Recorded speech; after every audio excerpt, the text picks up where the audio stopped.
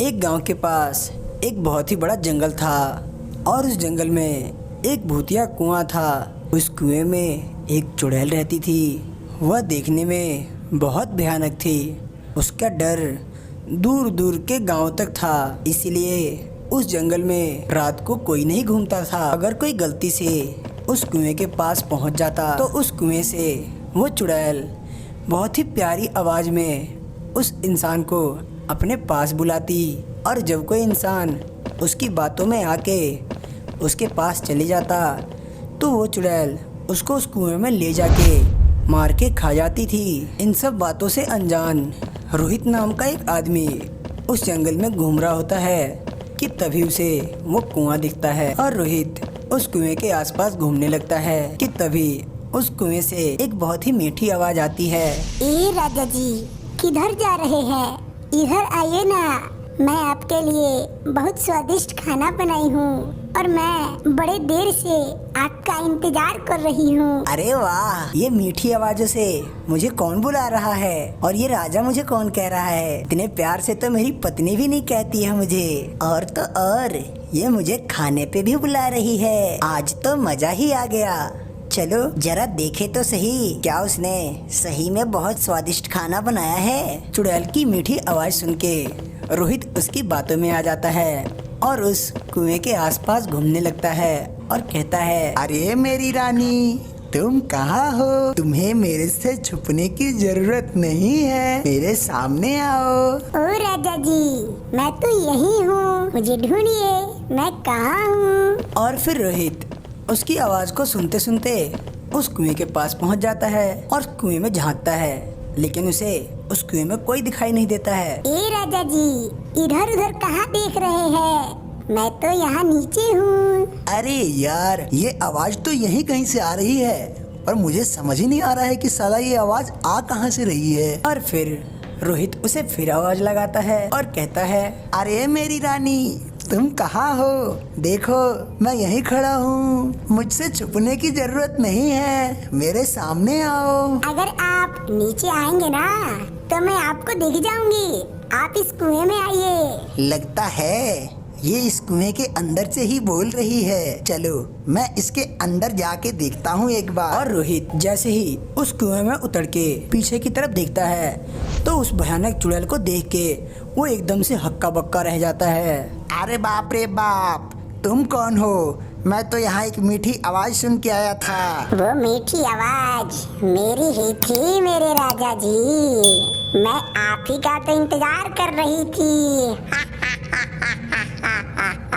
आपको मेरी ये वाली आवाज अच्छी नहीं लग रही है क्या राजा जी?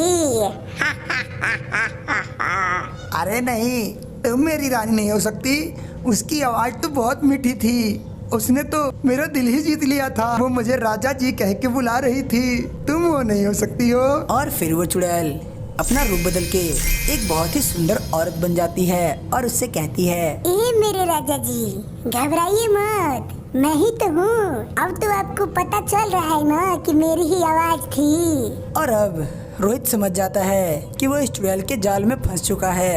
अरे बाप रे बाप, ये मैं कहाँ इस चुड़ैल के जाल में फंस गया। मैंने तो सोचा ही नहीं था इतनी मीठी आवाज इस चुड़ैल की भी हो सकती है। पर अब मैं क्या करूँ, अब तो मैं यहाँ आके फंस चुका हूँ। और तभी वो चुड़ैल उससे कहती है, ए राजा जी, चलिए खाना खा लीजिए। पर तुमने बनाया क्या है? यहाँ तो ना गैस है ना चूल्हा है, तो तुमने खाना कैसे बनाया है और तुम खाओगी क्या? क्यों, आपका सिर नहीं है क्या खाने के लिए? आपका सिर खाऊंगी मैं। अरे मुझे छोड़ दो, मेरे से गलती हो गई जब मैं इस कुएं में आया, मुझे माफ कर दो। अगर मैं तुम्हें छोड़ दूंगी तो मैं क्या खाऊंगी? मैंने कई सालों से कुछ खाया नहीं है, मुझे बहुत तेज भूख लगी है। और इधर रोहित के घर वाले उसे ढूंढने लगते हैं। देवर जी देखिए ना, वो अभी तक घर नहीं आए हैं, मुझे तो बहुत चिंता हो रही है, आखिर वो है कहाँ? भाभी आप घबराइए मत, मैं जा रहा हूँ, भैया को ढूंढ के लाऊंगा। फिर संजय अपने भाई की तलाश में इधर उधर घूमने लगता है और ढूंढते ढूंढते वो भी उस कुएं के पास पहुंच जाता है जिस कुएं में उसके भैया होते हैं। रोहित भैया, रोहित भैया आप कहाँ हैं? क्या आप मुझे सुन पा रहे हैं? क्या मेरी आवाज आपको सुनाई दे रही है रोहित भैया? लगता है यहाँ रोहित भैया है ही नहीं। और तभी संजय की नजर उस कुएं के पास गिरे हुए एक रुमाल पे पड़ती है और संजय उसे देख के कहता है, अरे ये तो मेरे भैया का रुमाल है। लगता है भैया आस ही पास कहीं है। रोहित भैया क्या आप मुझे सुन पा रहे हैं? और तभी उस कुएं में से आवाज आती है, अरे संजय, तुम कहाँ हो? मैं यहाँ इस कुएं में हूँ। मुझे एक चुड़ैल ने पकड़ रखा है। क्या कहा? चुड़ैल है आपके पास भैया? हाँ संजय, मेरे पास एक चुड़ैल है और वो मुझे मारने जा रही है। तुम अपनी जान बचा के भाग जाओ, कहीं वो चुड़ैल तुम्हें भी ना मार दे। अरे वाह, तुम्हारा भाई भी आ गया है। अब तो डबल डबल नाश्ता होगा। अब तो मजे ही आ जाएंगे मेरे। ए देवर जी, आप भी आइए ना। यहाँ मैंने बहुत अच्छा खाना बना के रखा है और आपके लिए ही तो बनाया है मैंने। जल्दी से आइए। ये इतनी मीठी आवाज किसकी है? आखिर इस कुएं में भैया के साथ है कौन और वो मुझे क्यों बुला रही है? संजय, तुम नीचे मत आना। यहाँ एक चुड़ैल है जो आवाज बदल के बुला रही है। और संजय इस बात को समझ जाता है कि जरूर उस कुएं में कोई चुड़ैल है, तभी मेरे भैया इतने घबराए हुए हैं। और वो सोचने लगता है, इस चुड़ैल के कैद से भैया को बाहर निकालने के लिए मुझे जल्दी कुछ ना कुछ करना होगा, वरना ये चुड़ैल मेरे भैया को मार देगी। और फिर संजय वहीं पास में रखे हुए एक सूखे पेड़ को उस कुएं में डाल देता है और अपने भैया से कहता है, भैया आप इस सूखे पेड़ पे चढ़ के इस कुएं से बाहर आ जाओ और हम जल्दी जल्दी यहाँ से भाग जाएंगे। देखो तो, एक भाई अपने दूसरे भाई की जान बचाने के लिए कितनी मेहनत कर रहा है, पर मैं इसे इस कुएं से जाने दूंगी क्या?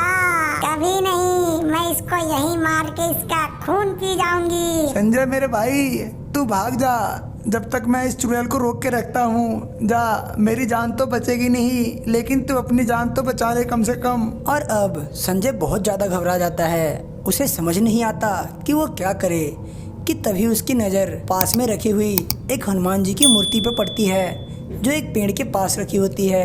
और संजय उस मूर्ति के पास जाता है और उसे अपने हाथों में लेके उस कुएं के पास आता है और कहता है, हे बजरंगबली, मेरी और मेरे भाई की जान अब इस चुड़ैल से आप ही बचा सकते हैं। प्लीज हमारी हेल्प कीजिए। जय बजरंगबली। और फिर वो हनुमान जी की मूर्ति को उस कुएं में डाल देता है और हनुमान जी की मूर्ति जैसे ही उस कुएं में जाती है वो हवा में उड़ने लगती है। उसके चारों तरफ से प्रकाश निकलने लगता है। संजय अपने भाई रोहित से कहता है, रोहित भैया आप हनुमान जी की चालीसा पढ़ना शुरू कीजिए। हनुमान जी इस चुड़ैल को हमेशा हमेशा के लिए मिटा देंगे।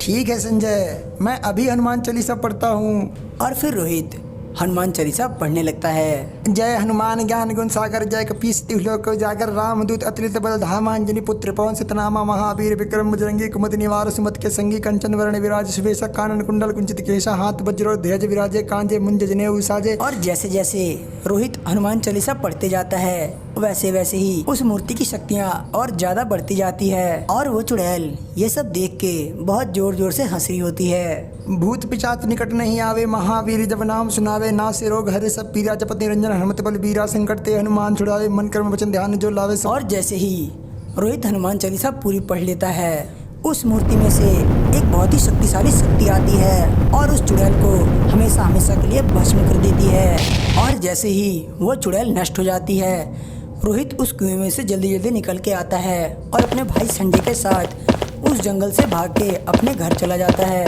ऐसी ही कहानियों के अपडेट रोज रोज पाने के लिए नीचे दिए गए लाल बटन को दबा के हमारे चैनल को सब्सक्राइब करें और बेल आइकन दबाना बिल्कुल ना भूलें ताकि नई अपडेट आपके पास जल्द से जल्द पहुंचे।